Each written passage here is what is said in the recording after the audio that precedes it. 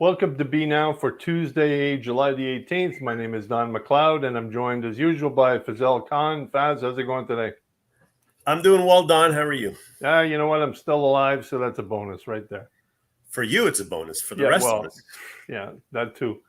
I see that there's quite the heat wave going on across Europe and the United States right now. It's up to like 40-something, 47 in Rome, 50 in certain parts of Greece and stuff like that. It's getting pretty hot out there, but we're still nice temperatures here. Yeah, and we're getting lots of rain and stuff. It's been a very different kind of summer so far. Absolutely, 100%. So tonight is going to be a short show because we got some stuff to do. Faz got to head out and do some other stuff. So we're going to make it quick. We're going to talk about the G20 that's coming in. The first game is on Thursday, the 20th. I think it's at 3:15. It starts at the CAA Centre. So we're going to talk a little bit about cricket and the allure of the sport. And we have a new segment that we're going to introduce. It's called Did You Know? Right? Okay. Are you going to be asking me questions or am I asking you questions? Well, we're going to do both. So Did You Know is basically we're going to talk cricket here. All right. So because it's G20, GT20 is taking place at the CAA Centre. It's a big tournament. It involves all sorts of different teams and goes till, what is it, August 6th? August 6th, is the last game. So it goes from the 20th all the way to August 6th, and there's games from different teams around the country. Actually, I think there's some from Vancouver and so on and so forth. So, well, there's 6 teams in the tournament. I think the teams were just put together. I think every team has 5 Canadians, 3 of which will be playing it on the field at any one, at least 3, and then each team has some superstars like international players as well. And you know, Don, and I am not a cricket. I'm a fan of sports, but when it comes to cricket, I don't really understand the game that well.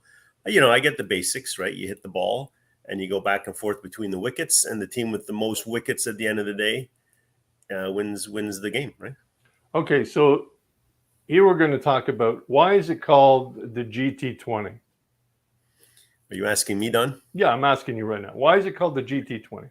Well, so if you guys watched that video that Faraz Salim did the other day, you was mentioning the word overs. And, you know, we talked about this off screen, Don, and I guessed it. I guess that's why you're asking me. Yes. So T20 means that there are 20 overs, and an overs is, I guess, kind of like an inning, right? Right. So let's go back because cricket, they have something called test cricket matches and first class cricket matches. Those were the old cricket matches that basically went from anywhere from 3 to 5 days. Those were the traditional cricket matches. In 2003, the English and Wales Cricket Committee decided to make it a little bit more youth-orientated, a little more faster, a little more aggressive, and they cut down the time to 3 to 4 hours, and they called it... Instead of what? 3 to 4 hours instead of 3 to 4 days, right? That's crazy. So that's a big difference, right? So they came up with this format called T20, which is 20 over innings, right? So they keep it till 20 over innings, and that's it, which can be played within 3 to 4 or 5 hours max, depending on, I guess, a whole bunch of different things, just like a baseball game, right? So that's why it's called a T20. It's a faster version of the test cricket or the first class cricket that they normally played, right? So it's a totally different thing. So they tried to speed it up because I guess people are falling asleep for 3 to 5 days in the stands, and you know they're trying to dying during the game. Okay. So they're trying to speed it up for youth appeal, which they did, and it actually took off from 2003. And right now, apparently the T20 format is one of the fastest growing format for cricket worldwide. So here's a fact. Soccer has about 3.5 billion fans worldwide. How many do you think that cricket has worldwide? Well, Don, I could see you can see it on my screen. All right. So it's 2.5 billion. It is the second biggest fan-based sport in the world other than soccer, which is pretty amazing, actually. So, well, but when you look at the countries that play cricket, right? Great Britain, not the biggest country in the world, but no. But then you got India, Pakistan, Bangladesh, all those countries are huge, right? So It's a massive Australia, market. New India Zealand. leads in the amount of people that What have about cricket. Scotland, Don? Do they play it in Scotland? They do, but it's not a big one. England is not a big, like, they have most of the matches, but I think they have something like maybe 100,000 people watching them in their clubs and so on and so forth. 100,000 people registered to play cricket. So Okay. it it originated through that time period, but now it's taking off in nations like India, Pakistan, Bangladesh, The the T20 format. Asia. Absolutely, 100%. That seems to be the future of cricket, is this T20 format, which seems to be taken off. And even in North America, it seems to be, because, like I said, it appeals to the youth. It's quicker, faster, and they look at it and it's like it's a more aggressive type of cricket because you're only playing in 3 to 4 hours instead of 3 to 4 days. You got to score as many runs possible in as quick a time frame that you have. So it forces a lot more, hitting, and the pitcher can't, play around. He's got to pitch it within a certain amount of time frame, but the hitters are more explosive. So it's a faster game. It's like when the Major League Baseball put in the time clock this year for the pitchers. They want to speed up the game because people are going to the game. They don't want to sit there for 4 hours, watch a game. They want to get in and out quickly. And the NFL, talking about baseball, because a lot of people ask me how come I don't know about cricket. It's because when I moved to Canada, I was 5 years old, and my dad used to play cricket. I came from Guyana, South America, so it's the Caribbean. Cricket's popular there. But I really got into baseball, and nobody else was playing cricket when I was a kid. So it's great to see young people here, especially the kids born here, playing cricket, because you don't want to see a sport fizzle out anywhere. In fact, you want to see it. The more sports people play, the better. You don't have to absolutely, be a yeah. professional, right? Yeah, you can't say anything derogatory, but that actually gets you outside in physical activity. I don't care what it is, right? Yeah. So and especially cricket in Brampton, I don't know how many clubs there are, how many players, but you go to any cricket pitch, that's what it's called, is a cricket pitch, right, anywhere in Brampton, probably even the GTA, they're full, and they're full all day long, not just for 3 hours in the evening. Until recently, we didn't even have lights on the fields for cricket, so those in the cricket leagues couldn't play at night. Now they can play at night, plus they have the days, and they still don't have enough capacity. Well, that was another reason why the T20 is taking off, is because they play it at such a time rate. The first game, I think, on the 20th is around 3:15 or 3:30. So by the time you do that 3 to 4 hour format, you don't have to go into the night, and you don't have to rent the equipment for the lights. And that's another reason why they went to that format, right? Now, I want to bring up this. There's 30 million regular players in 120 countries around the world. That's basically, I think there's 220 countries worldwide. That's about half of the world, and 30 million regular players are registered to play cricket. That's a huge amount. And it is, from what I gather, the fastest growing sport in Canada. Although I would love to see the numbers for pickleball. Okay, let's be serious here. I'm gonna also learn how to play pickleball, Don. Okay. Well, you know what? That's what tennis is. Pickleball is huge. Just play tennis if you're going to play something like that, okay? Well, no, it's just like the T20 format. Pickleball, it's not a direct competitor to tennis, but it's a smaller court, right? All these sports that they're kind of innovating based on the needs of the population are going to do well. Well, the only reason pickleball was invented was because it's for old people to get some sort of activity. So if you're falling into that category of decrepit old people that you can't play a set of tennis, okay, go ahead.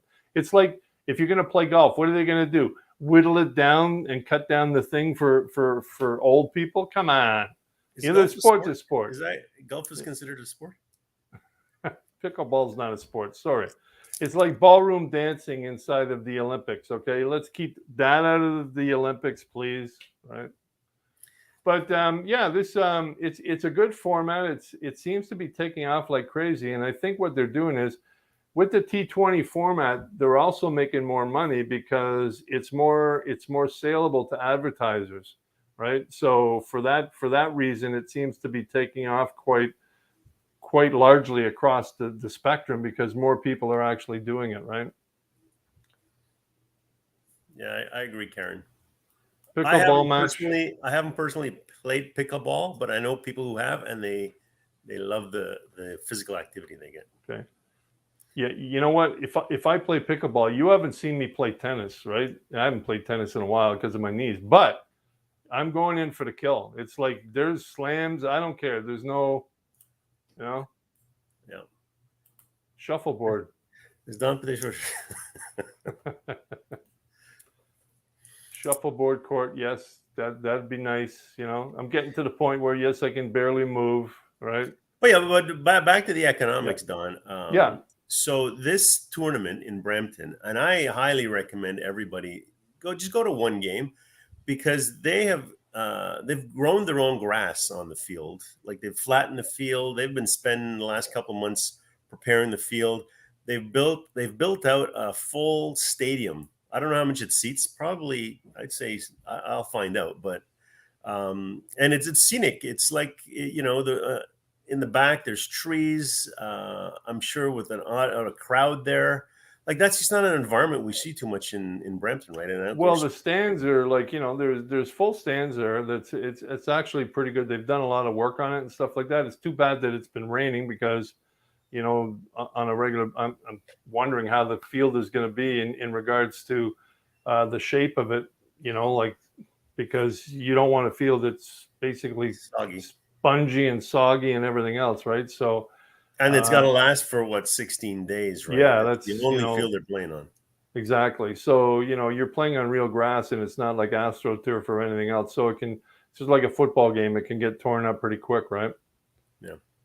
So it's an interesting concept. It seems to be something that, is growing worldwide, and it's not just in those countries, but like I said before, there's T20 tournaments in the United States now, and obviously we have one in Canada and so on and so forth. So it'll be interesting to see. This seems to be, I think, the cricket worldwide is determined that this is the evolution of the sport, and it seems to be growing, especially about among young people. So it'll be interesting to see how the tournament does. Yeah. Mike is saying he watches cricket behind his the school near him. I'm assuming that's the live cricket, right, on the field, not on TV. Yeah, but I have relatives too. They are like they get it's not satellite anymore, but it's I'm sure like IPTV, and they can watch games around the world. Yep. Bottom line, any sports becomes popular based on facts. How it can be localized based on the tools and ground it requires. Soccer and cricket fit in this kind of localized format. Yeah, I agree. And it's not only localized, but it's something that basically, as I said before, any sport. I remember growing up, tennis was huge, right? It was during the time of Bjorn Borg, and it was huge. There were tennis courts all over the place. People were playing tennis. That's evolved as well because there's not that many people playing tennis. If you pass by tennis courts now, either they're playing basketball or they're playing, hockey in those tennis courts. So it's sort of everything goes in an up and down. And cricket, with our diverse population in cricket, it seems to be, and soccer as well. I mean, the Brampton Soccer Club, or the Brampton or Bramley Soccer Club. Anyway, they're doing very well as well, right? So it goes through stages, and it's good. As any kind of sport is good that gets people out and young people out doing any kind of physical activity. So, for people that, I hear people complaining, well, why is cricket? Why are we doing? Well, who cares? As long as you're out there getting exercise, who cares what it is? Yeah, I've seen some derogatory comments on some of the promotions that the city and stuff is doing. It's like ridiculous, right? Yeah, it's ridiculous. If people want to play cricket, let them play cricket. You don't have to say, why do we have to play cricket? It's like, why do we want to play pickleball? Well, why do you want to play baseball? It's like, come on, guys. It's like, every sport evolves from something. Like I said before, that 30 billion worldwide basically are registered cricket, in cricket leagues and so on and so forth. It's a huge opportunity. I think the city is looking at it as well as a marketing opportunity and a moneymaker, because if you take a look at anything that brings money into a city is looked at in a certain way and said, hey, that's revenue generated for small businesses. It's revenue generated for the city.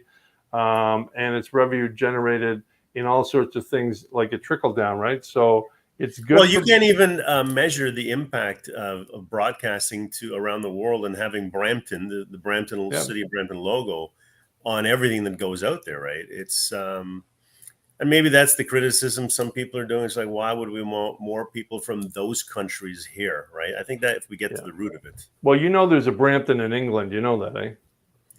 Yeah. Oh, by the way, one of the teams is also from Surrey, or Surrey, BC. Yeah. And I got confused. I saw a headline saying Surrey, and it's actually Surrey in England. I completely forgot our roots. Sometimes, you hear Surrey, and you think it's a Canadian, city, but it's primarily a UK-based city originally.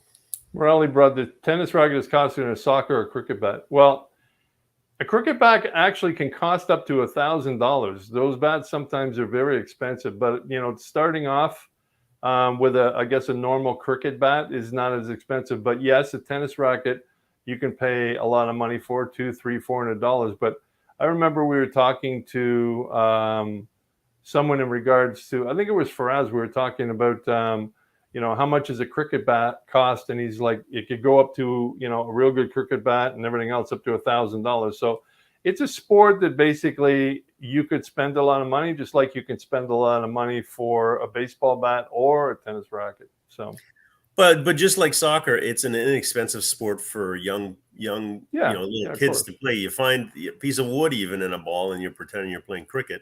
Yeah. Same thing with something like tennis. You do need a racket. You do need a court. You do need a net. It has to bounce. The ball has to bounce, right?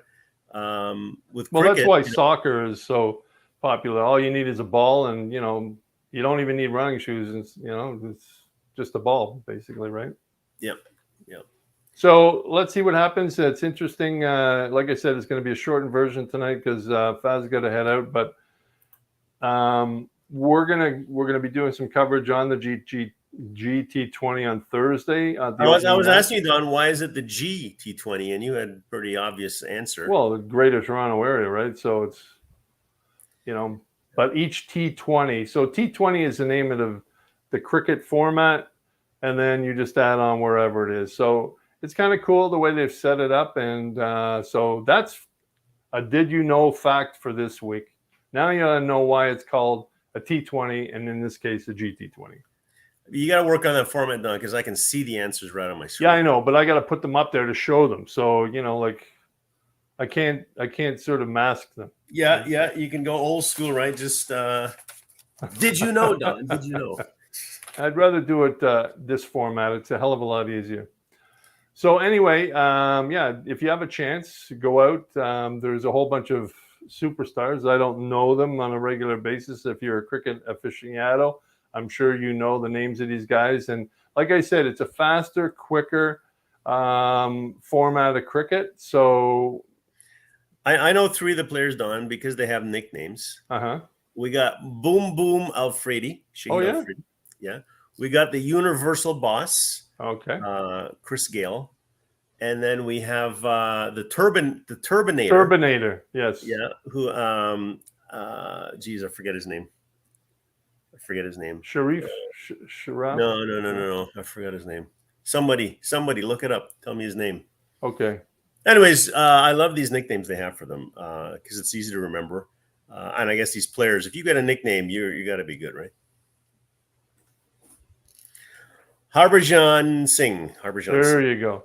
He's from BC or Mississauga? Is he playing? He's playing for Mississauga, right? I'm not sure. At the end of the day, Don, it could be Team 1, Team 2, Team 6, right? Because I don't think these teams actually. You know what? I'm heading into territory I'm not sure about, but okay. I think the players were evenly distributed, right? You want competitive teams. Yeah. But I was talking off screen with you. I would love to know the economics for putting on a tournament like this, because when you go, everybody watching the show should go. They spend a lot of money just on the construction of the cricket stadium, the field. These players that are coming here are international superstars. Yeah, they might be at the end of their career, or they've retired and they're just promoting the game, but they're not coming here for free, right? So they've got to be. Yeah, and I would imagine most of the revenues are generated through TV revenues and advertising revenues, right? Yeah. So to have that tournament here, I think it's amazing. I remember when Mayor Brown was running the first time for office, and he said he was going to build a cricket stadium, and I thought he was crazy. And then the first year they had the cricket tournament, and there was a temporary cricket stadium, which showed to me that there were definitely demand and interest. Well, there's demand and interest around the world, and if you're basically the mayor of Brampton, you're looking at a diverse population with a large cricket base. Like I told you before, 30 million registered worldwide. It's like 120 countries. Why wouldn't you take advantage of that? Yeah, absolutely. So, and, all right.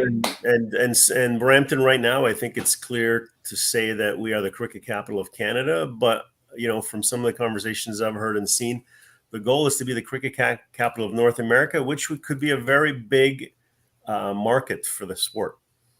Yeah, and it's something, this is, basically the countries that are involved in cricket is not North America at this point. It's not the United States, it's not Canada. There's only 2 countries that compete for that marketplace going forward. Like I said to you before, I think there's a tournament in Dallas or somewhere in the States that's happening, which is a T20.